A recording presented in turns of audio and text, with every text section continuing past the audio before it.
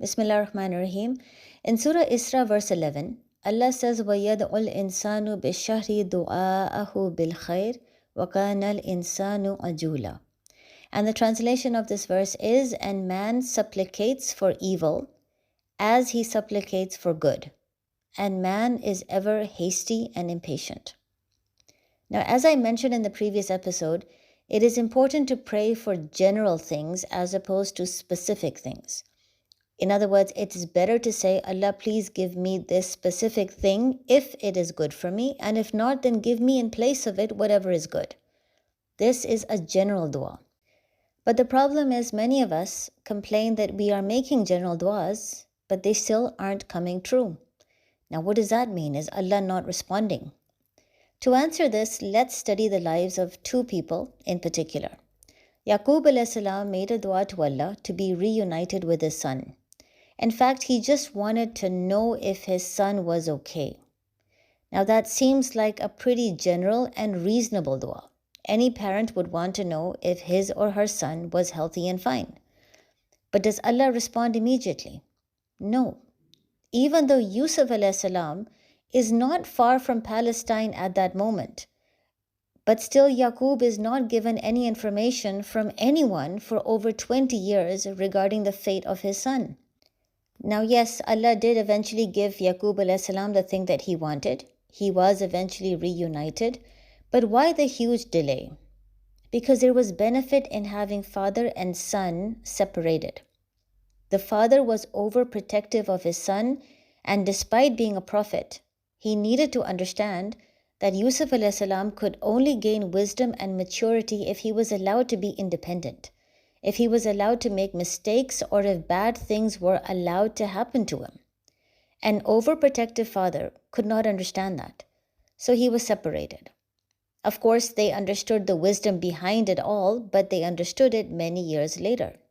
The important thing is that Yaqub alayhi salam cried all those years for his son, knew his prayer was not being answered at that time. He knew he was not getting the one thing that he kept asking for, but his tawakkul was so strong that he continued being a prophet. He continued spreading the message of Islam and raising the same boys who he knew had done something terrible to Yusuf, but they were not admitting it. He was patient because he understood that there is a much greater plan at work. Similarly, let's look at Musa's mother. When she was separated from her baby, her heart was on the verge of breaking. She couldn't handle the separation, so Allah performed a miracle that allowed Musa's mother to be close to her baby for perhaps 2 years. The miracle was that the baby would not accept the breast milk of anyone except Musa's mother. But eventually, 2 years later, the mother was removed from the palace. Now, what did the mother want? Only one thing. She wanted to raise her child. She wanted to be there every moment, to not have her child being raised alone in the Pharaoh's house, a man known for his cruelty. It was a reasonable dua. But did she get what she wanted? No, because there was wisdom in having Musa being raised in the Pharaoh's house alone and away from his mother. It was because the family of Pharaoh knew Musa and loved him that several years later they gave him a chance to speak in front of the Pharaoh with his message of Islam without killing him on the spot. It was because everyone in the family knew him and respected him that the ministers even bothered paying attention to what he was saying. So unlike Yaqub alayhi salam, who was eventually reunited, the mother of Musa was not ever able to stay with her son after the first initial years. But she understood that although she didn't get what she wanted, there was wisdom in it.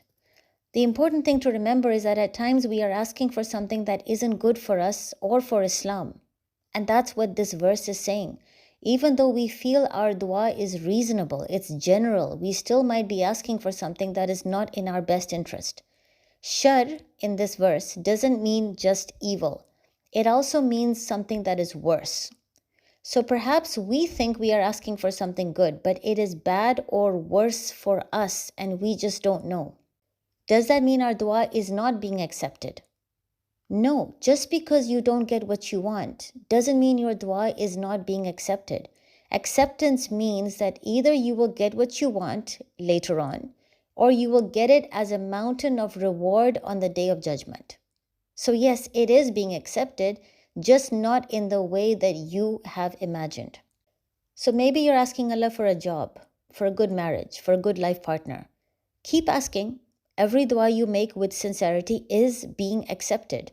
You will get it in this life if and when it is good for you, or you will get it in akhirah, helping you to make it into Jannah. But be rest assured, there is a plan at work. Allah might share the hikmat of that plan with you later on, or He might choose not to. But you must have this trust that there is a greater plan for you. So learn to make your dua, then have trust in Allah and move on with life. Assalamu alaikum.